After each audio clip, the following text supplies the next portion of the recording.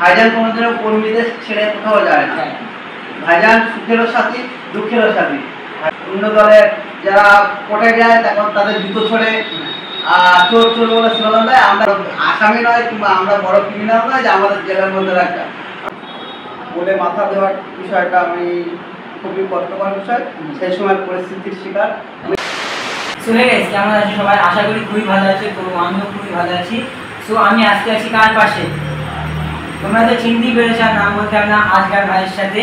So আজকে আছি আমি আজগার ভাইয়ের সাথে। আমি ভাইকে চেন আমার সোশ্যাল মিডিয়াতে প্রচুর ভাইরাল।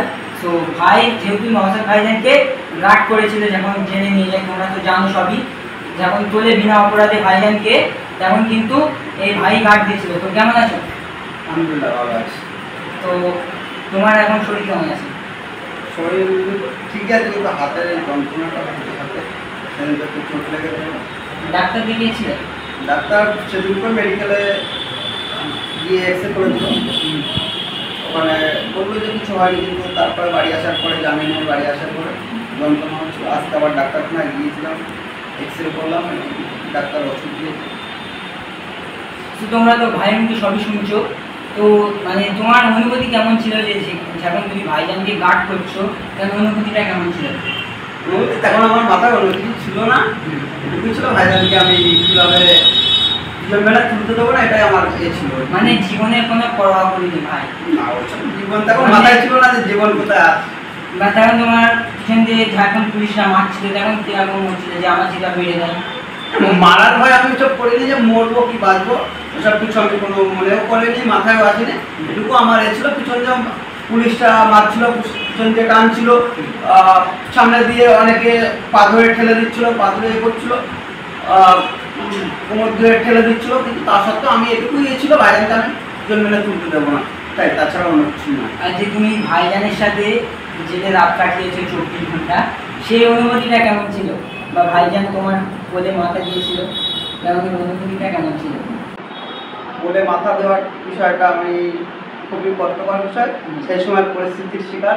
আমি চাই না কোনোদিনও যে আমার ভাইজান এখানে আমার পায়ের উপরে মাথা দিয়ে শুয়ে, আমি এটা কোনোদিনও চাই না। ভাইজানের স্থান সবসময় বুকের মধ্যে কিন্তু থাকে, বুকের ভিতরে, কিন্তু আমি চাই না সেই সময় পরিস্থিতির শিকার। ভাইজান ভীষণ কষ্ট হচ্ছিল, সেই জন্য ভাইজান আমাকে পরিস্থিতিতে পড়ে এখানে মাথা দিয়ে ছিল, এটুকু, তাছাড়া অন্য কিছু না।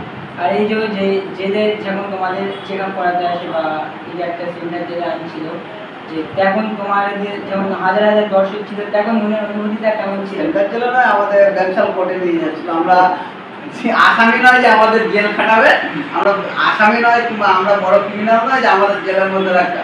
আমরা বিনা অপরাধে, শাসক দল আমাদের বিনা অপরাধে জেলে রেখেছিল, থানায় ডিটেন করে রেখেছিল, সেটাই। তাছাড়া তারপরে ওখানে গিয়ে যখন দেখলাম বৃষ্টির মধ্যে হাজার হাজার ছেলেরা, হাজার হাজার ভাইয়েরা আমাদের জন্য স্লোগান দিচ্ছে, এর থেকে আর বড় পাওনা কি আছে? অন্য দলের যারা কোর্টে যায় তখন তাদের জুতো ছড়ে চোর চোর বলে স্লোগান দেয়, আমরা গেলে আমাদের হয়ে স্লোগান দিচ্ছিল। এছাড়া এর থেকে আর পাওনার কি আছে? আর বলছি যে ভাইজান যখন বার হয় কোর্ট থেকে, বার হয়ে যখন তোমার করেছিল, যে একটা মিটিং করেছিল, তখন আপনারা ছিলেন দেখেন? আমরা সামনে ছিলাম। ভাইজানের ওখানে কুড়িটা, ভাইজান একা দল নয় যে আমরা ওখানে থাকবো, আর ওখানে কোনো বড় স্টেজ নেই যে আমরা ওখানে থাকবো। স্টেজ নেই, স্টেজ থাকলে ভাইজান নিশ্চয়ই, ভাইজান কোনোদিনও কর্মীদের ছেড়ে কোথাও যায় না। ভাইজান সুখেরও সাথী, দুঃখেরও সাথী। ভাইজান সবসময় সুখে দুঃখে সবসময় সবাইকে নিয়েই থাকে। তা ভাইজান ওখানে বড় স্টেজ নেই যে ভাইজান আমাদেরকে ডেকে তুলে নেবে, আর ওখানে 94 জন 94 স্টেজ কোথাও হয় আমার জানা নেই। আমাদের গরিব পার্টির কোনোদিন 94 জন এক স্টেজে উঠে যাবে না, আমাদের কোনোদিন জানা নেই। আর ওখানে 20টা সংগঠন ছিল, 20টা সংগঠনে বিভিন্ন যারা দায়িত্ববান ছিল তাদের নিয়ে তারা কথা বলে যায়, এটা তাছাড়া অন্য কিছু না। আচ্ছা, এখন মানে তোমরা বাড়ি আসছিলে, যখন তোমাকে মানে গ্রামের লোক বা এই অশোকনগর থানার লোক তোমাকে যখন হাজার হাজার লোক যখন ফুলের মালা দিয়েছিলেন, তখন অনুভূতিটা কেমন ছিল? তখন অনুভূতি আমি কোনোদিনও ভাবিনি যে অশোকনগরবাসী আমাকে এতটা ভালোবাসে, আমাকে এতটা মহব্বত করে, আমি কোনোদিনও জানতাম না। সেদিনকেও প্রথম দেখলাম যে আমার জন্য হাজার হাজার ছেলে, শয়ে শয়ে ছেলে আমার ওখানে গিয়ে যে ফুলের মালা নিয়ে গেছে, গিয়ে আমাকে বৃষ্টিতে ভিজে ভিজে তারা আমার জন্য ওয়েট করছিল, আমাকে বাড়ি নিয়ে আসবে বলে, আমার আপা আমার কাছে তুলে দেবে বলে। এটাই অনুভূতির কিছু নয়। অনুভূতি আমি আমার ভাইদেরকে অসংখ্য ধন্যবাদ জানাবো যে আমাকে এতটা ভালোবাসার জন্য, এতটা সাপোর্ট করার জন্য। আর তোমার আব্বা মা বা গ্রামের লোক কোনো কিছু বলেনি যে তুমি জেলে ঢুকেছিলে বা কি? না, আমার বাড়ি থেকে আমার আব্বা আম্মা, আমার বড় ভাই, আমার মেজো ভাই আমাকে সবসময় ভালোবাসে, সবসময় সাপোর্ট করে।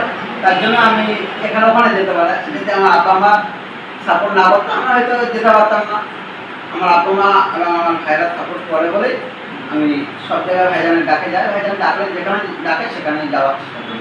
তো আমি ভাইকে একটা কথাই বলবো যে তোমার এইভাবেই যেন ভাইজানকে সারা জীবন সাপোর্ট করে যায়। তো আজকের ভিডিওটা এতটুকুই, কে কোথা থেকে দেখতে জানি না। তো যদি ভিডিওটা ভালো লেগে থাকে তোমাদের like, comment, share and subscribe. তো দেখা হচ্ছে নতুন ভিডিও। ততক্ষণের জন্য ভালো থেকো, সুস্থ থেকো। Tata, bye, love you and take care.